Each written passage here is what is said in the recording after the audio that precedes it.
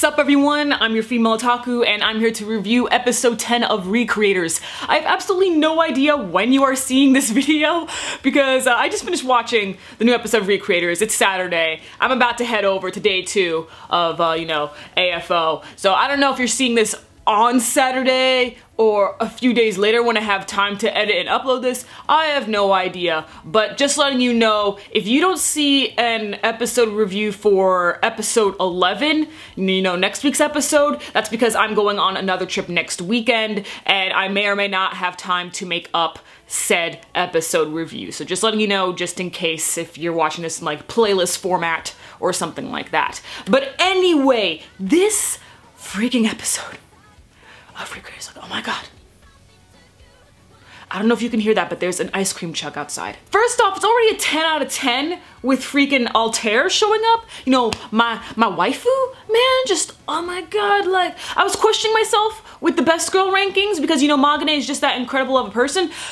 But then Altair shows up and I'm just like, nope, forget it, nope, nope. Altair's still my best girl. Still, she's the waifu. Oh, it's absolutely incredible, I can't. But at the very end of the episode, Magane makes a JoJo's reference. She's just like, well, guess that's the end of part 1. Come on, Hakugaku, or whatever the freaking spirit persona stand thing's name is. Like, oh my gosh, that was great. Part 1's over. And it's true though, because didn't part 1 of JoJo actually end at around episode 9 or 10 of season 1? Like, I loved it. That was great, man.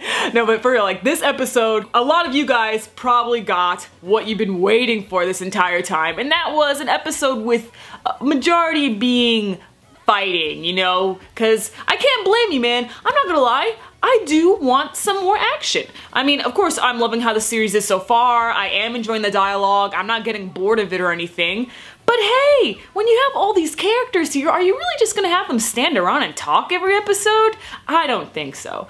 A majority of the episodes, yes, and we've had small fight scenes here and there that take up about a quarter of the episode. They're never really too long. But this time, we have an entire episode of mainly fighting. There is still some dialogue-heavy moments, but that's a-okay. We still had a lot of fighting scenes between all of the characters, and I really enjoyed it. Sure, they didn't go all out, and it was kind of crazy too, considering that they had to insert a bunch of dialogue here and there, so it felt like that some of the battles were interrupted, and also there were battles going on behind the scenes, but then we kind of cut to a different scene with characters talking. So it's not as great as it could be, but perhaps they're just setting up for future battles and stuff like that, and that makes sense, I understand. So Alisteria gets up in there and she is about to wreck some shit, bruh, like oh my god. She freaking destroyed Meteora and then actually killed Celestia, and it's like, oh, okay. And then Altair pops up, uses her crazy wicked powers. Forget the sword, gun, violin thing that she does.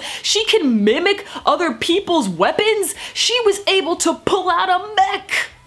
She pulled out a freaking mech just by using the sword gun thing as a violin. She was able to pull out a freaking mech. How many characters do you know can do that? She's love.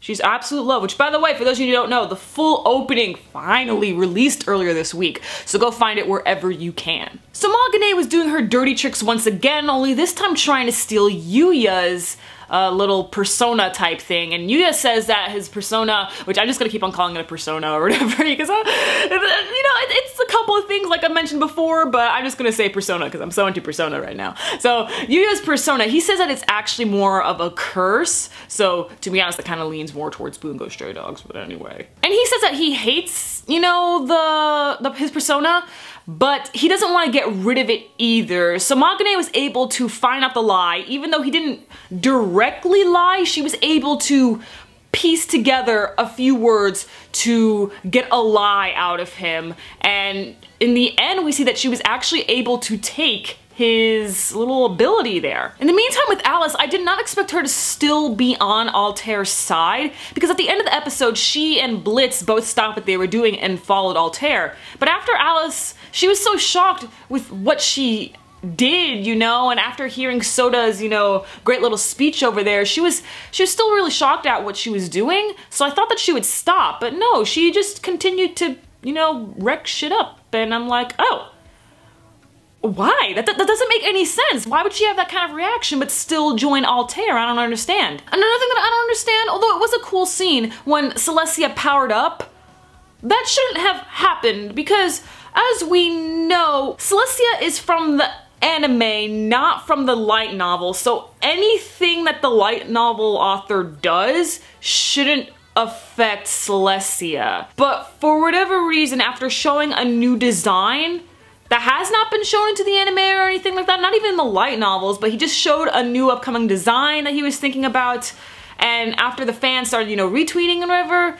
then Celestia was able to transform, and then shortly after that returned to original form, and now needs to go to the hospital. But still, that whole thing just didn't make sense to me. Perhaps the light novel authors, the original creators, they don't have any power at all, and it's just the fan base. I mean, it does make sense because characters do come into our world because of the fan base, you know? It's that whole thing of like, hey, you know, look at all these believers and stuff. If you believe, your dreams will come true, you know, something like that, you know, that Disney crap. Actually, now that I think about it, for those of you who have seen the movie Elf, it's a lot like that. Yeah, so because of the power of the fans, Celestia was able to transform. So that's why I'm thinking that the fan base is the one that really has the power and not the creators at all. But anyway, that was this really fun, entertaining, and shocking episode. Let me know what was your favorite part. Do you have any concerns or any complaints with this episode? Are you looking forward to more? Did you enjoy part 1?